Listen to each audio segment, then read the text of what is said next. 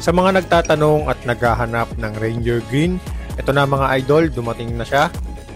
So sa mga di nakakaalam, ito yung Tactical Gen 5 pants natin. So meron itong 10 bulsa mga idol. Kaya sa mga bago dyan, tara samahan nyo ako, umpisahan na natin to. Dito mga idol, nandito yung kanyang double lock zipper. Meron na agad tayong 2 bulsa. Napakalalim yan mga idol. And dito naman, ito yung kanyang ventilation panel para lumabas yung init dyan sa loob ng hita natin mga idol. Sa magkabilang gilid naman mga idol, grabe ito yung pinakagusto ko. Napakalawak ng compartment.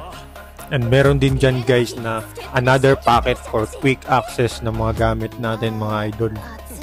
At meron ulit bulsa mga idol, no? Grabe, nakaka-anim na tayo.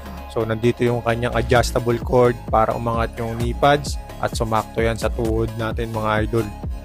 Dito naman sa tuhod niya mga idol, meron siyang adjustable strap. Kung gusto nyo sikipan, pwede yan. At meron ulit bulsa mga idol, magkabilaan yan. And sa pinakababa naman mga idol, meron ulit na adjustable strap. Sa likod naman tayo mga idol, nandito yung kanyang elastic waist adjuster. Kung maluwag sa inyo, pwede nating sikipan yan.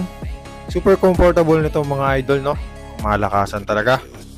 At finally, nandito na yung last 2 packets natin mga idol. Total of 10 packets. Grabe, napakalalim ng mga bulsa nito. Safe na safe talaga yung mga gamit natin. Nakakuha nga pala to guys ng 4.9 rating dito sa TikTok. And napakaganda ng reviews. So meron din silang available color nito mga idol. Meron silang black, multicam camo, at ito, Ranger Green.